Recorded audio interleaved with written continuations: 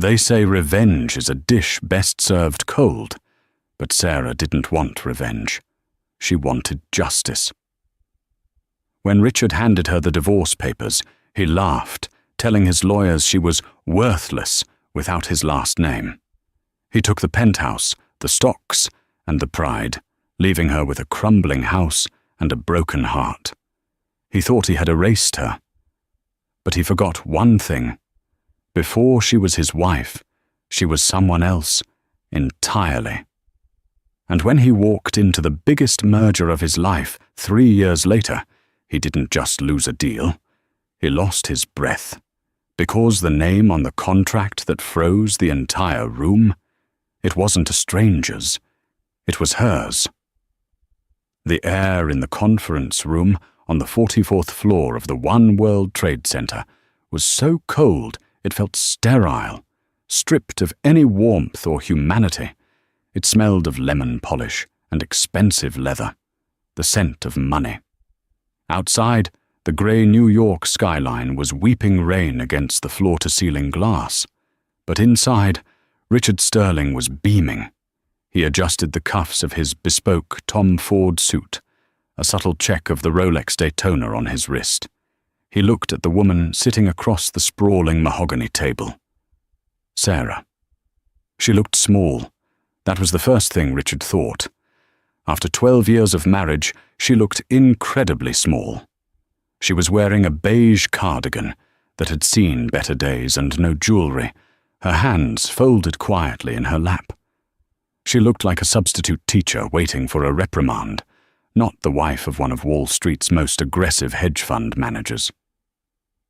"Let's get this over with, Sarah," Richard said, his voice smooth, lacking even a tremor of regret. "I have a reservation at Le Bernardin at 7. Sarah didn't look up. Her eyes were fixed on the stack of documents in front of her. "The house in the Hamptons?" she asked softly.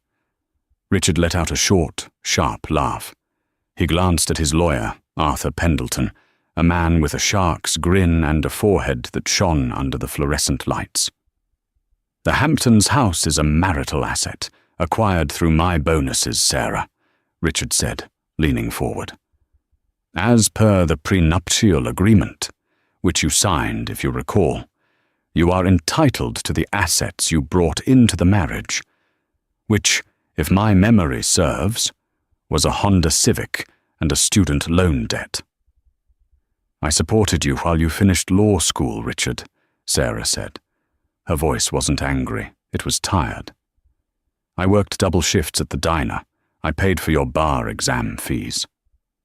"And I paid for your lifestyle for the last decade," Richard countered, his tone hardening. "The galas, the charity luncheons, the clothes you stopped wearing because you preferred comfort. We're even." Arthur, the lawyer, slid a pen across the table. It was a Mont Blanc, heavy and black. "Ms. Sterling, or, I suppose, Miss Bennett, soon. The settlement is actually quite generous considering the circumstances. Richard is offering you the cottage in upstate, the one near Woodstock." Sarah finally looked up. Her eyes were a piercing, unexpected shade of green. "The cottage? It has structural damage, Arthur. The roof leaks. It's uninhabitable in winter." "It has charm," Richard said, checking his watch again. "And it's fully paid off. Fix it up. Sell it. I don't care. It's yours. That and a lump sum of $50,000 to help you get situated." 50,000. It was what Richard spent on a weekend golf trip to Augusta. "And if I refuse to sign?" Sarah asked. Richard sighed, the sound of a man dealing with a petulant child. "Then we go to court, and I will spend every dime I have, which is a lot, Sarah, to ensure that the legal fees bury you. You will walk away with nothing. No cottage, no 50 grand, just the clothes on your back. Do the math. You've always been decent at arithmetic." He was mocking her. He was referencing the fact that she used to do his accounting in the early days, back when they operated out of a one-bedroom apartment in Queens, back when he called her his secret weapon. Sarah looked at the papers. The divorce decree. Sterling v. Sterling. She thought about Amelia. Amelia was 24, an intern at Richard's firm, with legs that went on for days and a laugh that sounded like champagne bubbles. Richard hadn't even been subtle about it. He had wanted Sarah to find out. He wanted to upgrade his life, and Sarah, with her quiet books, her gardening, and her refusal to get Botox, was a relic of his past. She picked up the pen. The weight of it felt cold in her hand. "You really think this is it, Richard?" she whispered. "You think you can just discard people like receipts?" "I'm not discarding you," Richard said, standing up and buttoning his jacket. "I'm liberating you. You never fit in this world, Sarah. You were always plain. Now you can go back to being plain in peace." He threw a look at Arthur. "Wrap this up." Sarah didn't shake. She didn't cry. She simply signed her name, Sarah Bennett. She pushed the papers back. "Keep the pen," Richard said, walking toward the door without looking back. "Consider it a parting gift." As the heavy glass door clicked shut behind him, Sarah remained seated. The silence returned to the room. Arthur, the lawyer, gathered the files, looking at her with a mix of pity and impatience. "I'll have the deed to the Woodstock property mailed to you," Arthur mumbled. "You should probably find a hotel for tonight. Richard wants the keys to the penthouse by 5 p.m. Sarah stood up. She smoothed down her beige cardigan. For a second, the plain housewife demeanor flickered, replaced by something rigid, something made of steel.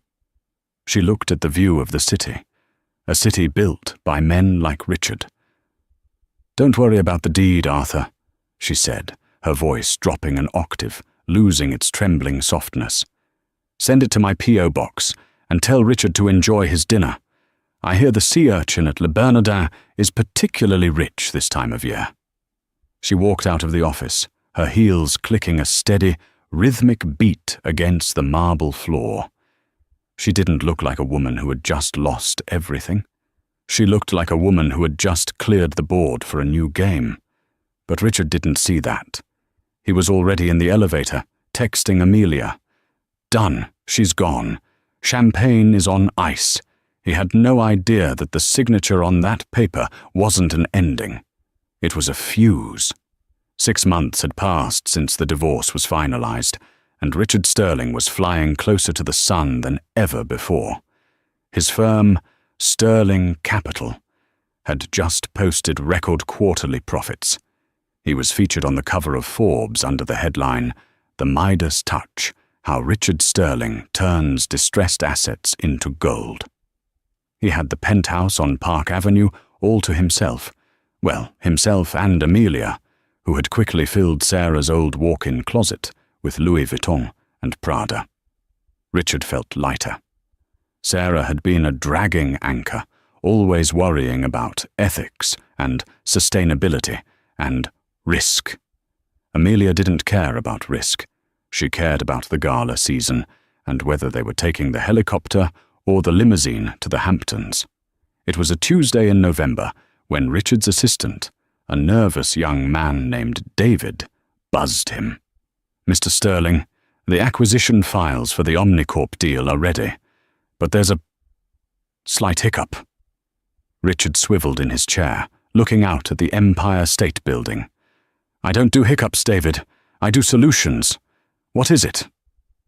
"The majority shareholder of Omnicorp," David stammered. "They aren't selling.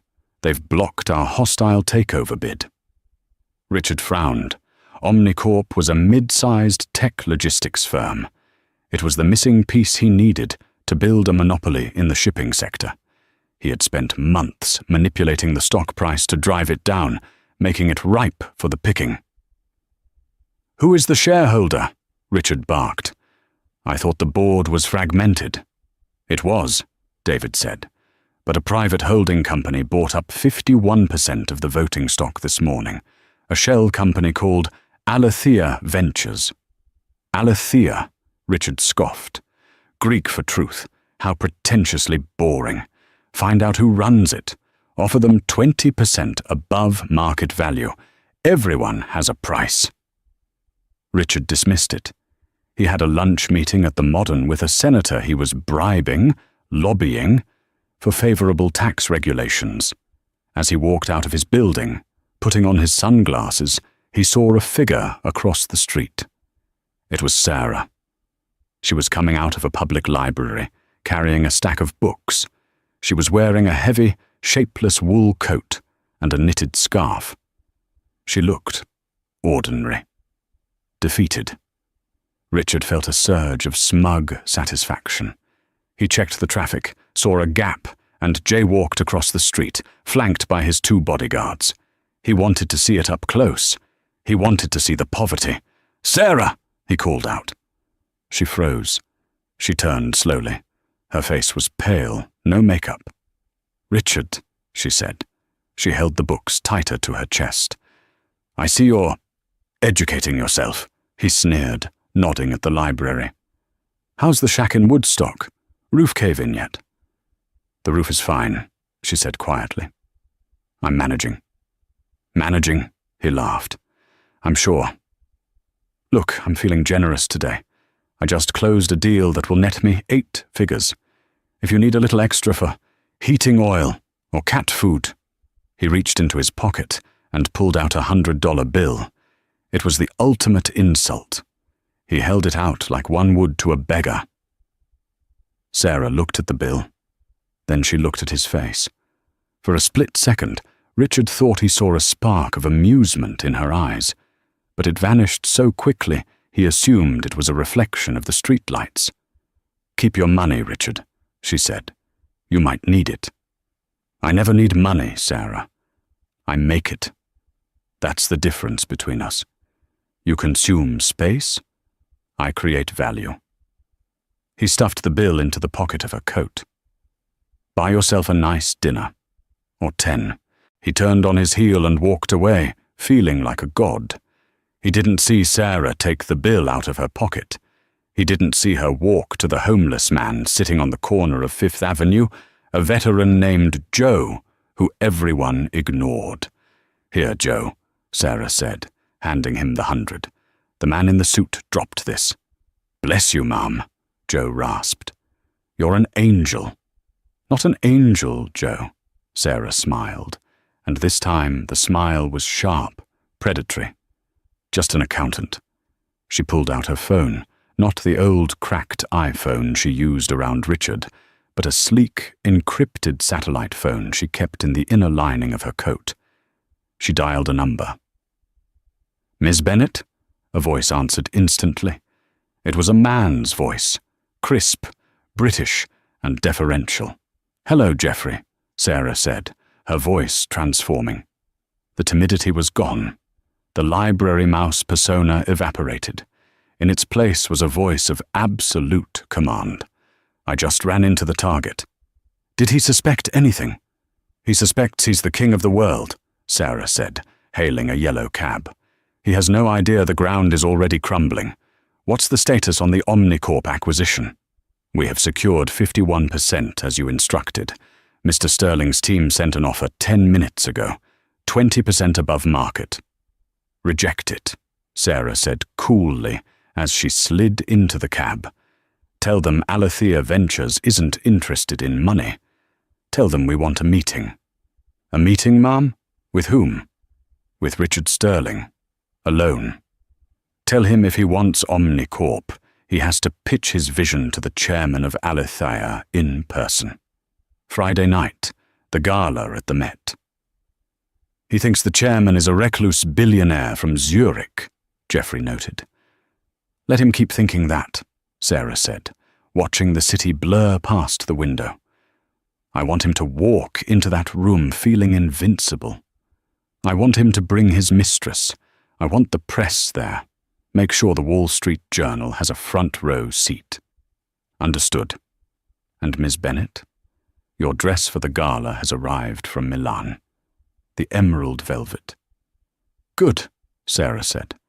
Richard always hated green. He said it didn't suit me. She hung up the phone. Richard thought she was struggling to heat a shack in Woodstock. In reality, she had never even slept there. The Woodstock cottage was currently housing a refugee family she was sponsoring. Sarah had been living in a brownstone in Brooklyn Heights, running Alethea Ventures, a private equity firm she had quietly built over the last 10 years, using a small inheritance Richard knew nothing about, an inheritance from her grandmother, a woman who had been one of the first female traders on the floor of the NYSE in the 70s. Richard had been so busy listening to his own voice that he never asked Sarah what she did on her laptop during those long nights while he was working late with Amelia. He assumed she was looking at recipes or knitting patterns. She had been trading, and she hadn't just been trading stocks. She had been buying the debt of his competitors, and now she was buying him. But Richard was right about one thing. The divorce left her with nothing. It left her with nothing to lose. The invitation arrived on heavy cream-colored cardstock, the kind that costs more per sheet than most people spend on groceries for a week. The edges were gilded in real gold leaf, and the font was a stark, elegant serif that demanded attention. You are cordially invited to an exclusive evening at the Metropolitan Museum of Art, hosted by Alethea Ventures, regarding the future of Omnicorp.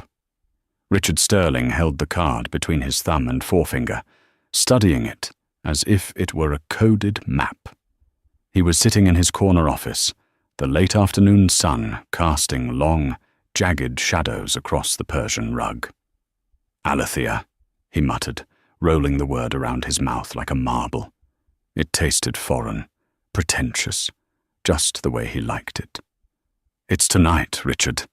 Amelia's voice cut through his reverie. She was standing in the doorway, posing slightly. She was always posing, Richard had noticed lately, as if an invisible camera were constantly trained on her. She wore a slip of a dress, something silver and backless that clung to her like a second skin. It was beautiful, undeniably, but it lacked substance. I know it's tonight, Richard snapped, tossing the invitation onto his desk. This chairman wants to meet before the gala starts, a private audience in the Temple of Dendur wing. High drama. These European billionaires love their theatrics. Do I look okay? Amelia asked, twirling a strand of blonde hair.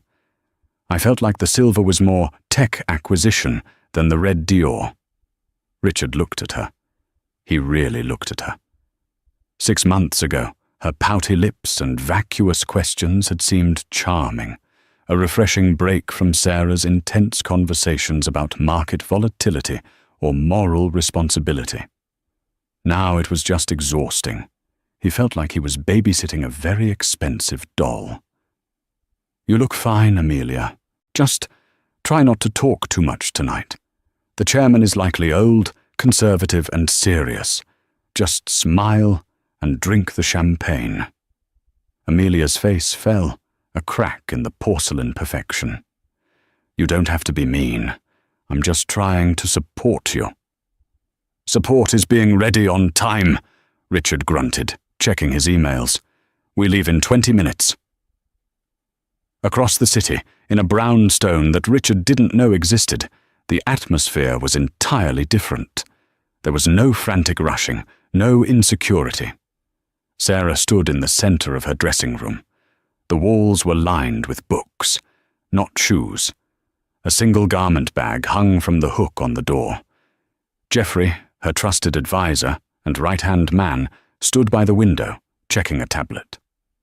The press is briefed, Miss Bennet, Geoffrey said, his British accent calm and grounding. They believe the chairman of Alethea is making his first public appearance.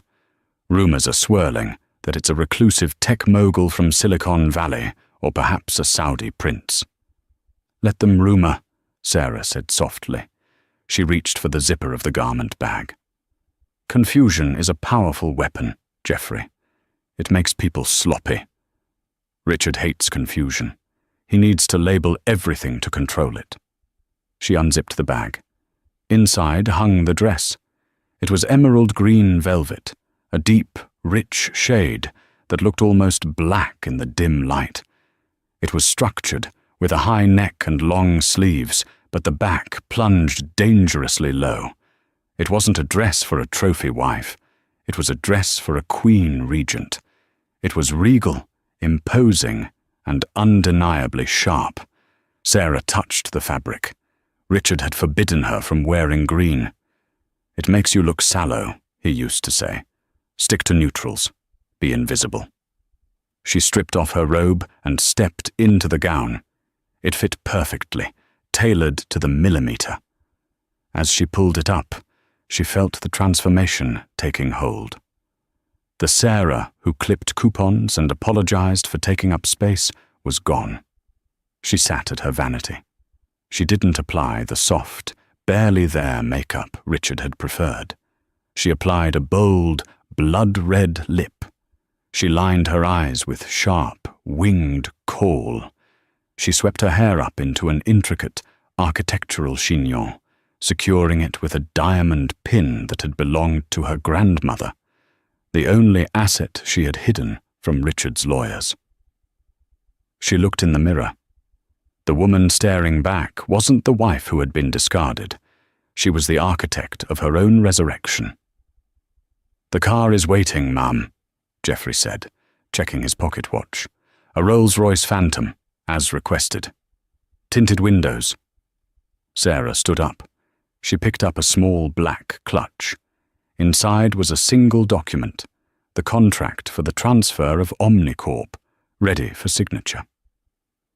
"Tell me, Geoffrey," Sarah said, walking toward the stairs, the velvet train of her dress hissing softly against the floorboards. "Do you believe in ghosts?" Geoffrey smiled, a dry, thin expression. "I believe that some people are haunted by their mistakes, Miss Bennet." "Tonight," Sarah said, her green eyes flashing, "Richard Sterling is going to meet his ghost." The Metropolitan Museum of Art was transformed. The great hall was awash in amber light, immense floral arrangements of white orchids towering over the guests. The air buzzed with the low hum of power, the specific frequency of billionaires, senators, and celebrities mingling.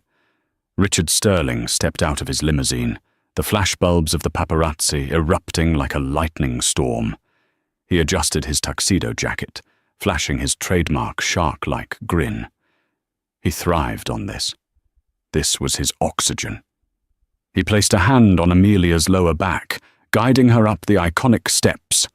She beamed at the cameras, soaking in the attention, but Richard was already scanning the crowd, looking for usefulness. He saw the CEO of Goldman Sachs and gave a curt nod. He ignored a junior senator who had lost his committee seat. "Richard, darling," a voice called out. It was Beatrice van der Waal, a society matriarch who controlled half the charity boards in the city. Richard smiled, stepping forward. "Beatrice, you look radiant." Beatrice offered her cheek, but didn't look at Amelia. Her eyes darted around Richard. "I heard a rumor, Richard, about Alethea Ventures.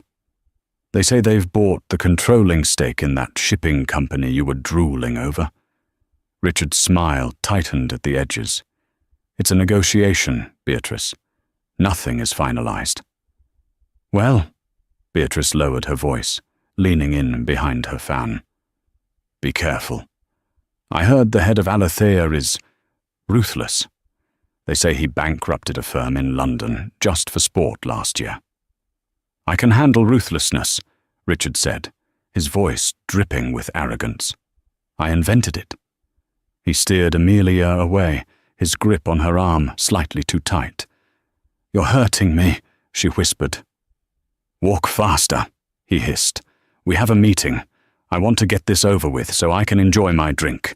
They navigated through the Egyptian wing, passing ancient sarcophagi and stone statues of forgotten kings. The crowd thinned out as they approached the Temple of Denda. The massive room, with its Egyptian temple surrounded by a reflective pool and a wall of glass looking out onto Central Park, was cordoned off. A large man in a black suit with an earpiece stood at the velvet rope. "Name?" the guard asked, his voice like gravel.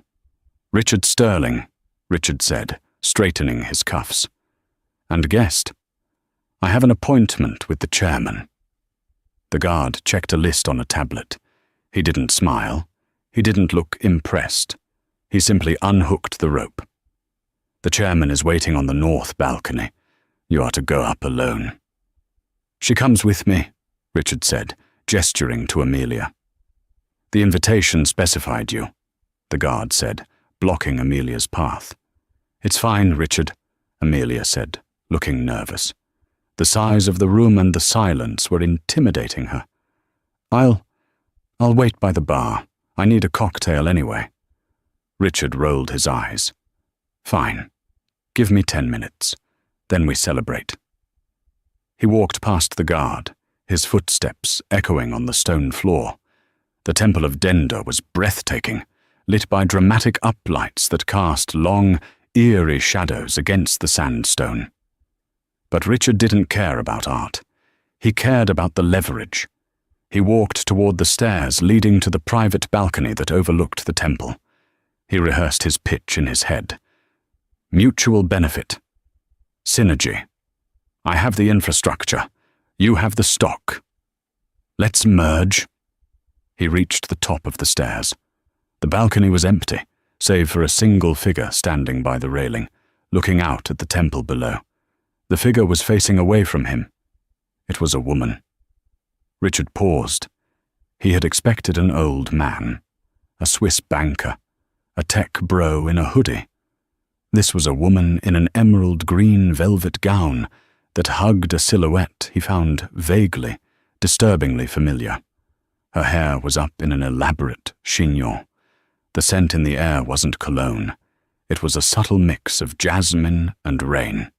"Excuse me," Richard said, his voice booming slightly in the vast space. "I'm looking for the chairman of Aletheia Ventures." The woman didn't turn. She stood perfectly still, her hand resting on the stone railing. "You found the chairwoman," she said. The voice. It hit Richard like a physical blow to the chest. It was lower, huskier, colder than he remembered. But the cadence was unmistakable. He stopped walking. His breath hitched in his throat. His brain frantically tried to reject the data it was receiving. Impossible. She's in Woodstock. She's poor. She's nothing. "I beg your pardon," Richard stammered, his confidence leaking out of him like air from a punctured tire. "I think there's been a mistake. I'm here to meet a serious investor, not whoever you are." "There is no mistake, Richard," the woman said. Slowly, deliberately, she turned around. The movement was graceful, terrifyingly controlled. The emerald velvet caught the light. The diamond pin in her hair sparked. And then there was the face. It was Sarah. But it wasn't the Sarah he knew. The Sarah he knew looked down when she spoke. The Sarah he knew wore beige cardigans and worried about the electric bill. The Sarah he knew had soft, pleading eyes. This woman had eyes of flint. Her chin was high. Her red lips were curved into a smile that contained zero warmth and infinite danger. Richard felt his knees lock. The room seemed to tilt. The grand silence of the museum felt suddenly like a vacuum, sucking the oxygen out of his lungs. "Sarah," he whispered. The word came out as a question, weak and pathetic. "Hello, Richard," she said. She didn't move toward him. She held her ground, a queen on her chessboard. "You're late. I expected you 3 minutes ago." "What? What are you doing here?" Richard laughed, a nervous, high-pitched sound. "Did you crash the party? Did you get a job here? Catering? Sarah, you can't be here. Security will throw you out. This area is reserved for the owners of Aletheia. I know, Sarah said, taking a slow step forward, the heels of her shoes clicking sharply. I authorized the reservation. Stop it, Richard snapped, his face flushing red. Stop this game, it's embarrassing. You're embarrassing yourself.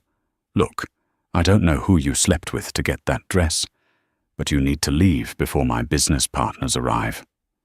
Your business partners aren't coming, Richard, Sarah said calmly. She reached into her clutch and pulled out a business card. It was heavy, black, with gold lettering. She flicked it toward him. It fluttered through the air and landed at his feet. Richard looked down. Aletheia Ventures, Sarah Bennett, founder and chairwoman. He stared at the card. He looked back at her.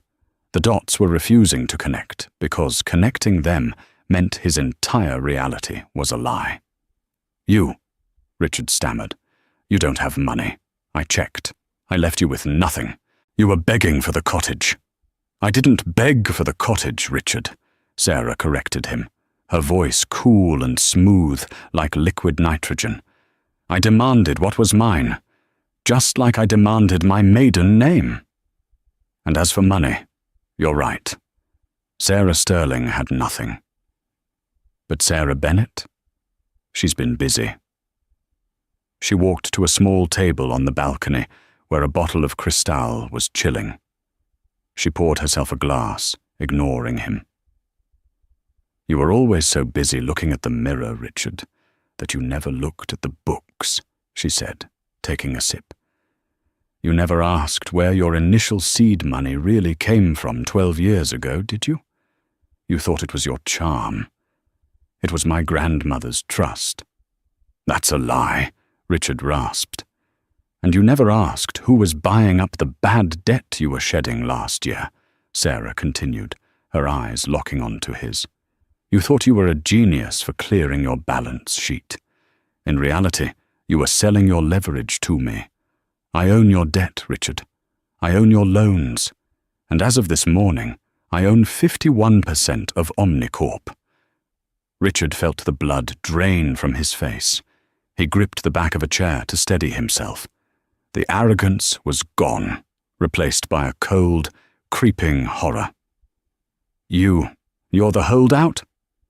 I am the wall you hit, Sarah said, and I'm the freeze that's about to kill your deal.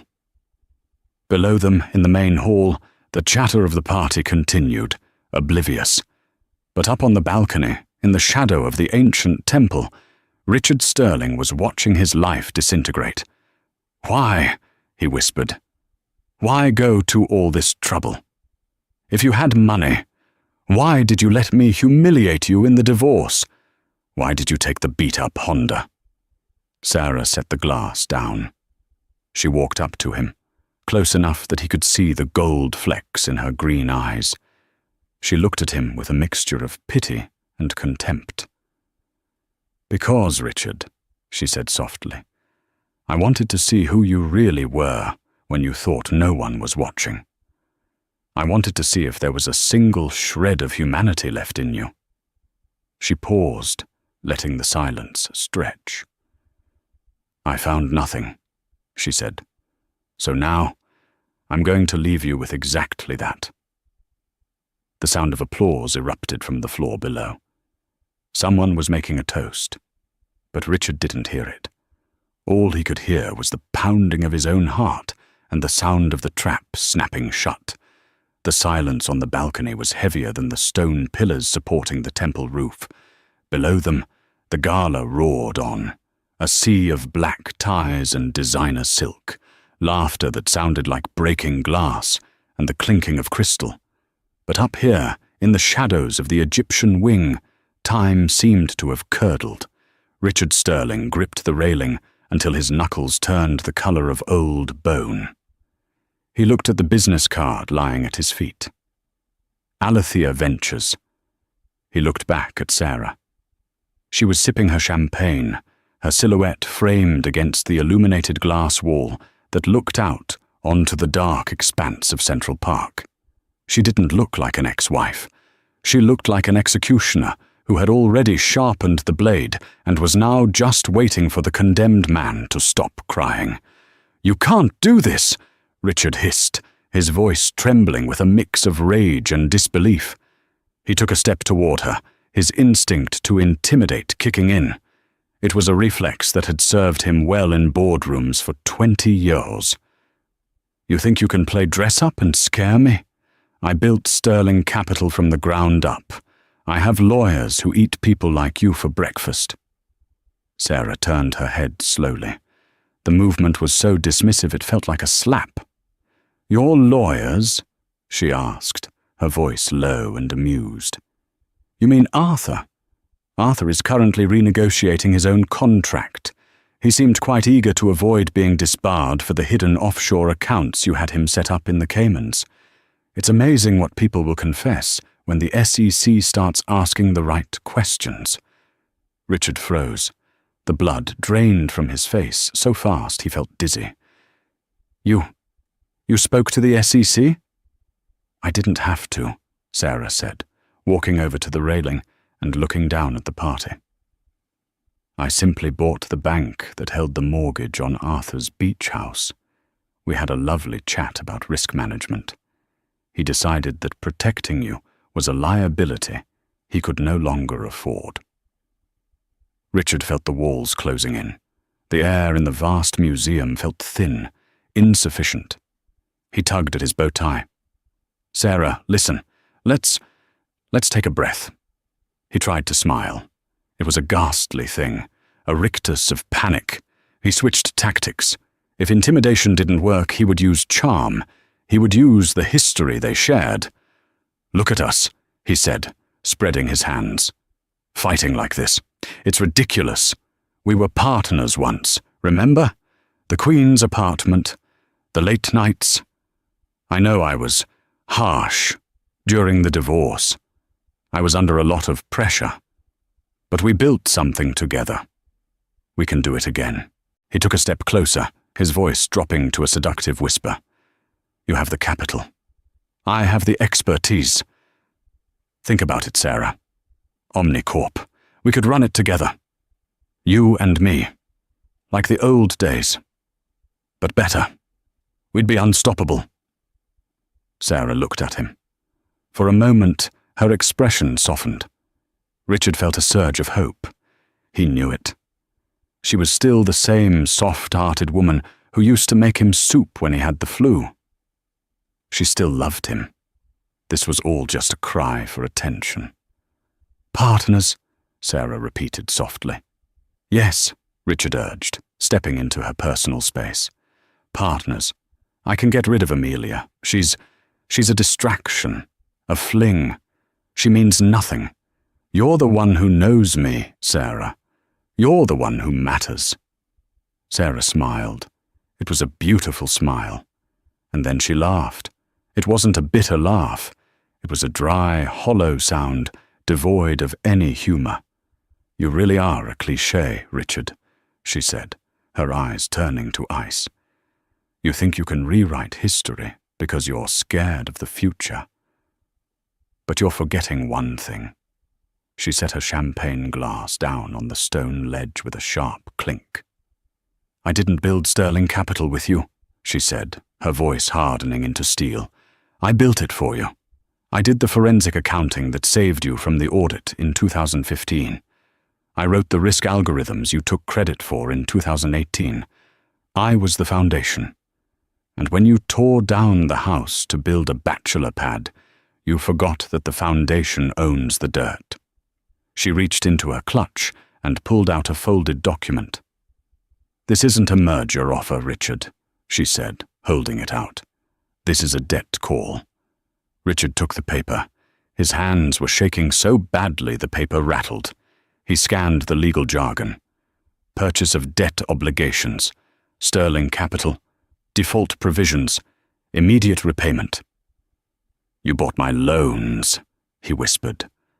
"The bridge loans for the tech expansion, the liquidity lines. All of them," Sarah confirmed.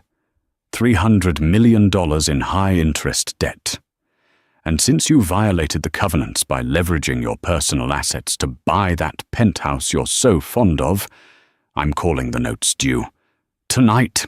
I don't have $300 million in cash, Richard shouted, his voice cracking. My liquidity is tied up in the Omnicorp bid. If you call this debt, I'm insolvent. I'll lose everything. The firm, the penthouse, my reputation. Yes, Sarah said simply. That is the math. Why? Richard grabbed her arm. Why are you doing this? Is this about the $50,000? I'll give it back. I'll give you $5 million. 10. Sarah looked at his hand on her arm. She didn't pull away. She just looked at it until he released her, terrified by the coldness radiating from her. It's not about the money, Richard. It never was. It's about the balance sheet. She stepped back, smoothing the velvet of her dress. You treated people like assets to be acquired and liabilities to be discarded, she said. You discarded me because you thought I had depreciated. You thought I had no value left. But you forgot the most basic rule of investing. Past performance is not indicative of future results. She checked her watch, a slender platinum piece that cost more than Richard's car. The gala presentation starts in 5 minutes. I'm the keynote speaker. I have an announcement to make regarding the future of Alethea Ventures and its new subsidiary, Sterling Capital. No, Richard gasped. You can't. You can't announce a hostile takeover at a charity gala.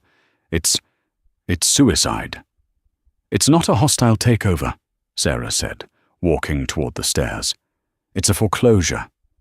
She paused at the top of the steps and looked back at him.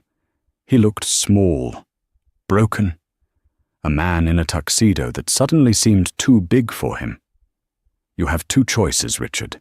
You can stay up here in the dark and hide, or you can come downstairs, smile for the cameras, and watch me freeze the room. If you come down, I might let you keep the Hamptons house. For old times' sake. She didn't wait for an answer.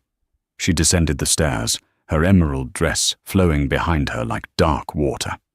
Richard stood alone on the balcony, the sound of his own pulse deafening in his ears. He looked at the debt call in his hand. He looked at the drop to the stone floor below. He straightened his tie. He was Richard Sterling. He would not hide. He would go down there, and he would find a way to spin this. He always did.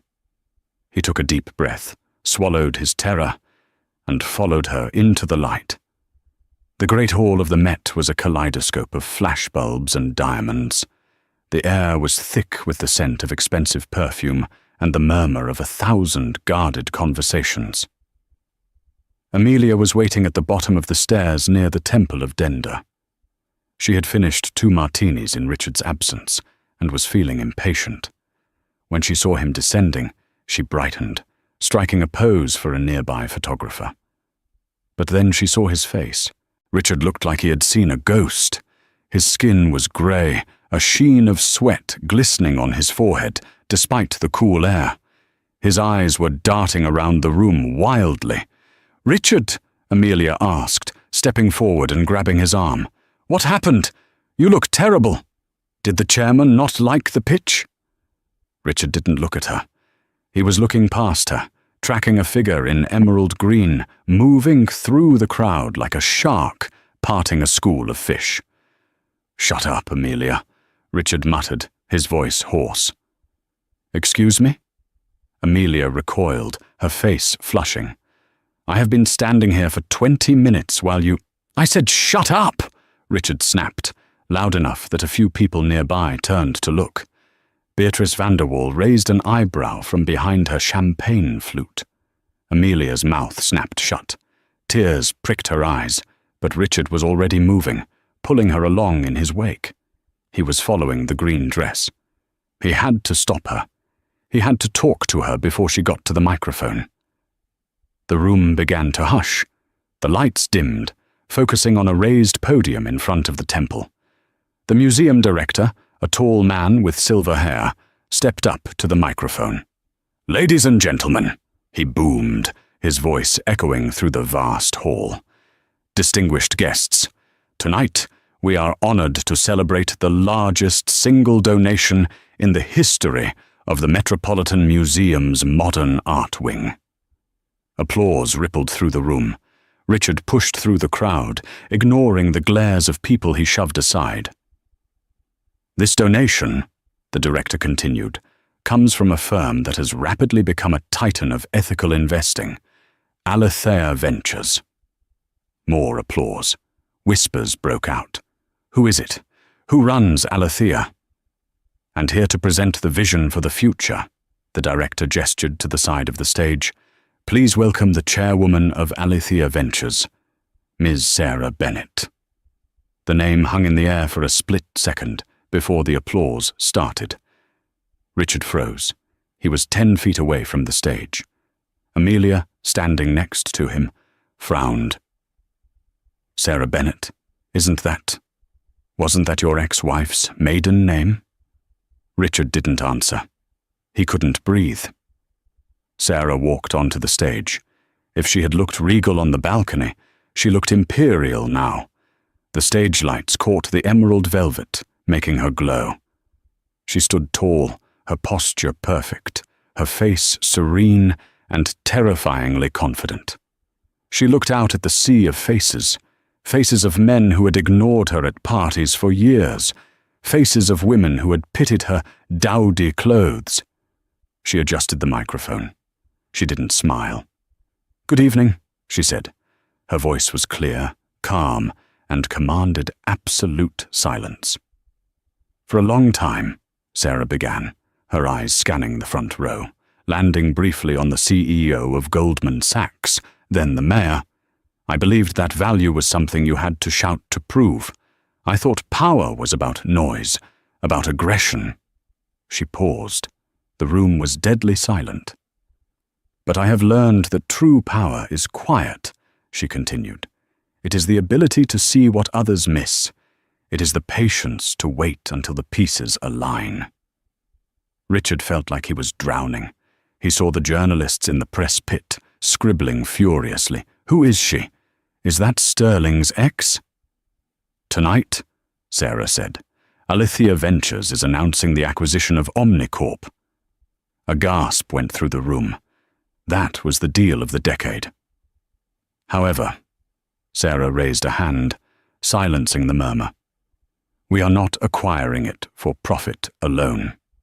We are acquiring it to restructure it, to dismantle the toxic debt that has plagued the sector."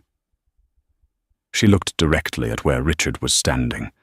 The spotlight seemed to follow her gaze, and for a terrifying moment, Richard felt exposed, stripped naked before the elite of New York.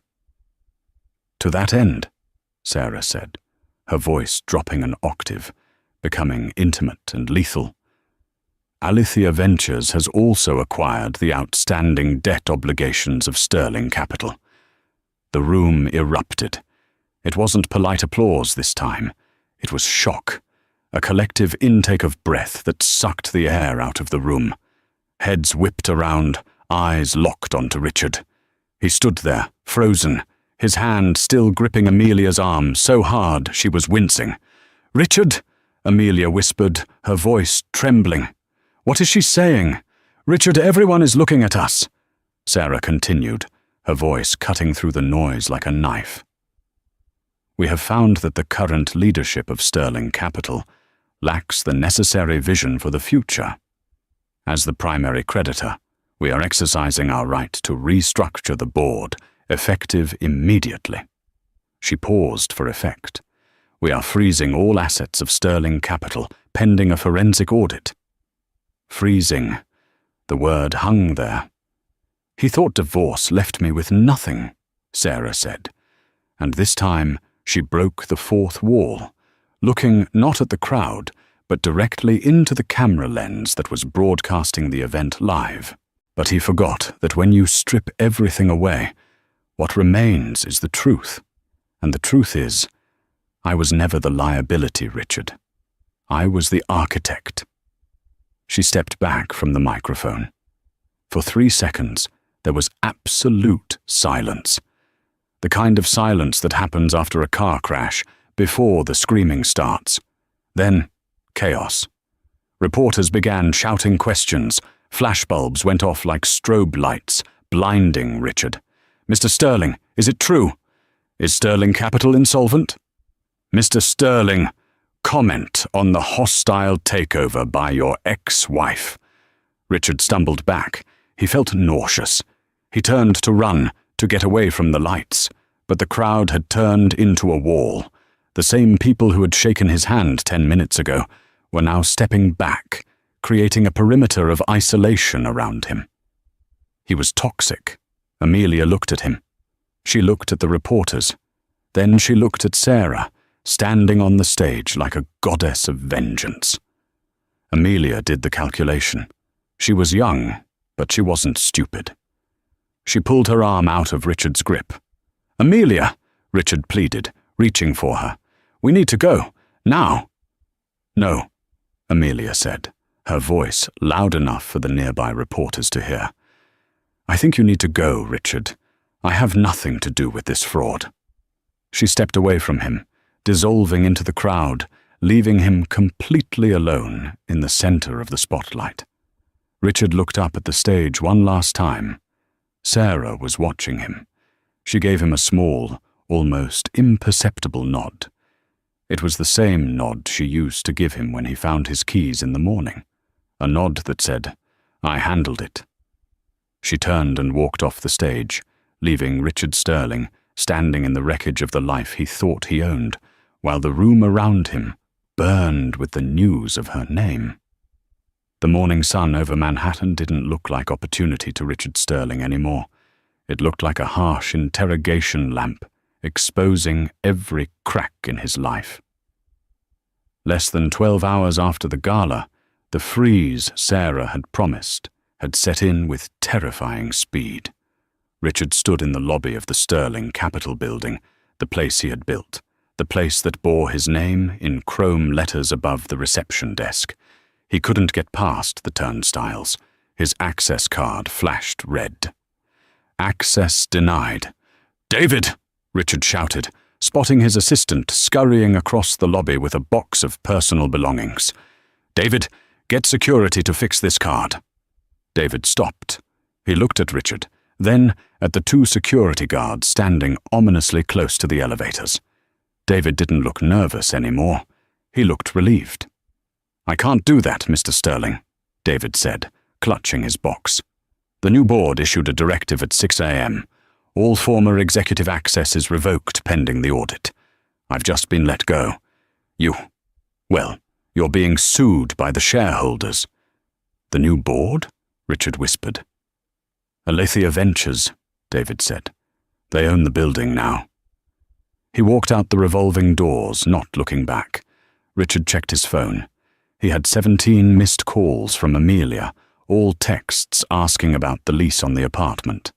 He tried to open his banking app. Account frozen. He tried his credit cards. Declined.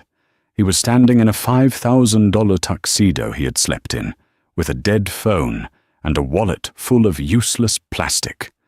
A courier bike pulled up to the curb. A messenger in a helmet walked into the lobby, scanning the room. "Richard Sterling," the messenger called out.